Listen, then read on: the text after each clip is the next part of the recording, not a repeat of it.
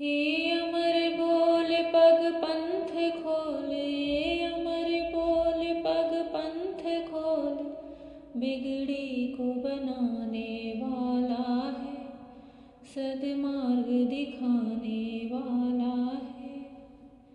हरि नाम यही हरि ध्यान यही, हरि नाम यही हरि ध्यान यही, प्रभु की महिमा की आरती, जो पापियों के पाप को है तारती। श्री भागवत भगवान की है आरती, जो पापियों के पाप को है तारती।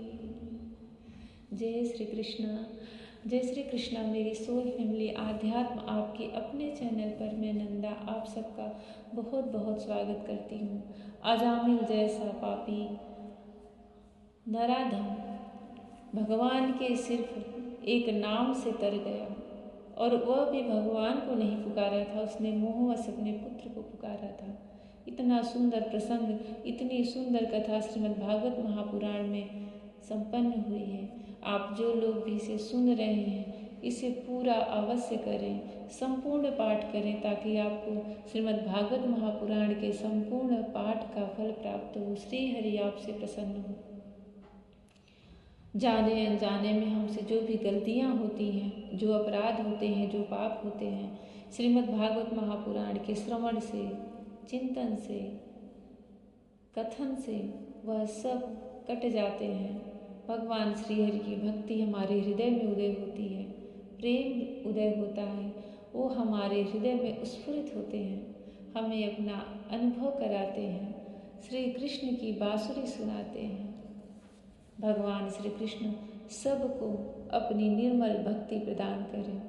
श्रीमद् भागवत महापुराण का 6वां स्कंद चल रहा है, 5वां अध्याय।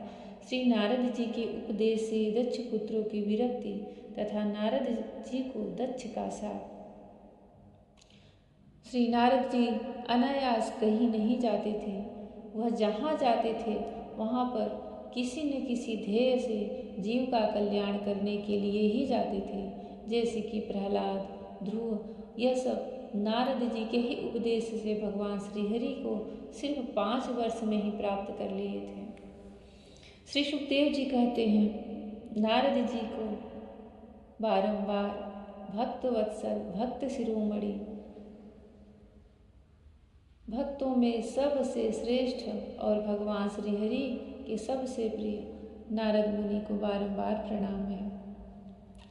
श्री सुखदेव जी कहते हैं, परीक्षित, भगवान के शक्ति संचार से दक्ष प्रजापति परम समर्थ हो गए थे। उन्होंने पंचजन की पुत्री अश्निकी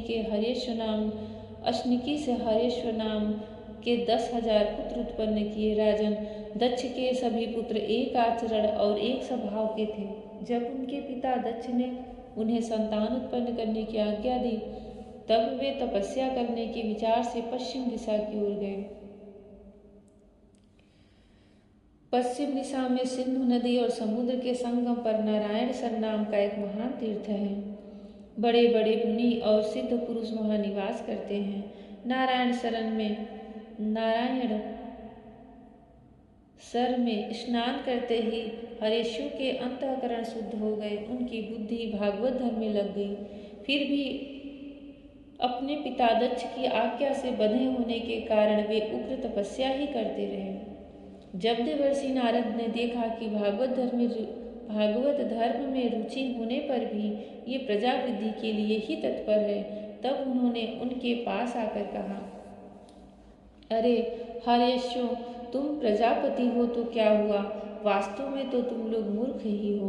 बतलाओ तो, जब तुम लोगों ने पृथ्वी का अंत ही नहीं देखा, तब सृष्टि कैसे करोगे? बड़े खेद की बात है। देखो, एक ऐसा देश है जिसमें एक ही पुरुष है, एक ऐसा बिल है जिससे बाहर निकलने का रास्ता ही नहीं है, एक ऐसी स्त्री है जो बहुरूपड़ी है, एक ऐसा पुरुष है जो व्यभिचारिणी का पति है, एक ऐसी नदी है जो आगे पीछे दोनों ओर बहती है, एक ऐसा विचित्र घर है जो 25 पदार्थों से बना है, एक ऐसा हंस है जिसकी कहानी बड़ी विचित्र है। एक ऐसा चक्र है जो छुरे एवं वज्र से बना हुआ है और अपने आप घूमता रहता है। मूर्ख हरेशों, जब तक तुम लोग अपने सर्वज्ञ पिता के उचित आदेशों को समझ नहीं लोगे और इन उपर्युक्त वस्तुओं को देख नहीं लोगे, तब तक उनके आज्ञानुसार सृष्टि कैसे कर सकोगे। श्री सुखदेव जी कहते हैं, परीक्षित, हरेश जन्म से ही बड़े बुद्धिमान थे। वे देवर्षि नारद की यह पहेली, ये गूढ़ वचन सुनकर अपनी बुद्धि से स्वयं ही विचार करने लगे। देवर्षि नारद का कहना तो सच है। यह लिंग शरीर ही, जिसे साधारणतः जीव कहते हैं, पृथ्वी है और यही आत्मा का अनादि बंधन है। इसका अंत विनाश देखे बिना मोक्ष के अनुपयोगी कर्मों में लगे रहने से क्या लाभ है। सचमुच ईश्वर एक ही है। वह जागृत आदि तीनों अवस्थाओं और उनके अभिमानियों से भिन्न उनका साक्षी तुरीय है। वही सबका आश्रय है, परंतु उसका कोई आश्रय नहीं है। वही भगवान है। उस प्रकृति आदि से अतीत नित्य मुक्त परमात्मा को देखे बिना भगवान के प्रति समर्पित कर्मों से जीव को क्या लाभ है।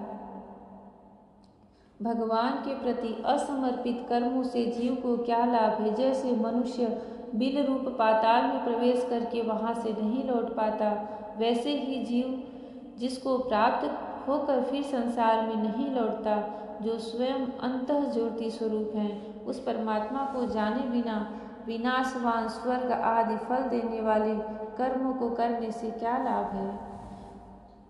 यह अपनी बुद्धि ही बहुरूपड़ी और रज सत्व आदि गुणों को धारण करने वाली व्यभिचारिणी स्त्री के समान है। इस जीवन में इसका अंत जाने बिना, विवेक प्राप्त किए बिना अशांति को अधिकाधिक बढ़ाने वाले कर्म करने का प्रयोजन ही क्या है। यह बुद्धि ही उल्टा स्त्री के समान है। इसके संग से जीव रूप पुरुष का ऐश्वर्य, इसकी स्वतंत्रता नष्ट हो गई है। इसके पीछे पीछे वह उल्टा स्त्री के पति की भांति न जाने कहाँ कहाँ भटक रहा है। इसकी विभिन्न गतियों चालों को जाने बिना ही विवेक रहित कर्मों से क्या सिद्धि मिलेगी। माया ही दोनों ओर बहने वाली नदी है। यह सृष्टि भी करती है और प्रलय भी। जो लोग इससे निकलने के लिए तपस्या, विद्या आदि तट का सहारा लेने लगते हैं, उन्हें रोकने के लिए क्रोध, अहंकार आदि के रूप में वह और भी वेग से बहने लगती है।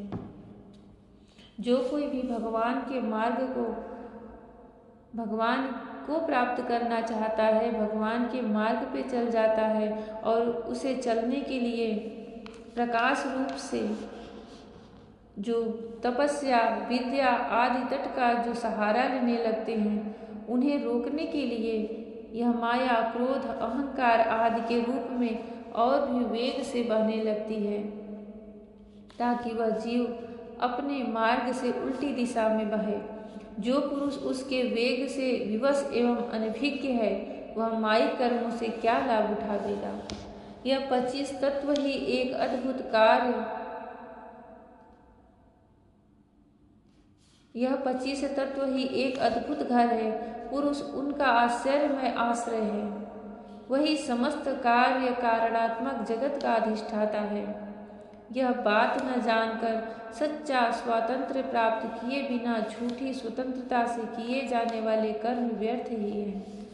भगवान का स्वरूप बतलाने वाला शास्त्र हंस के समान नीर क्षीर विवेकी है।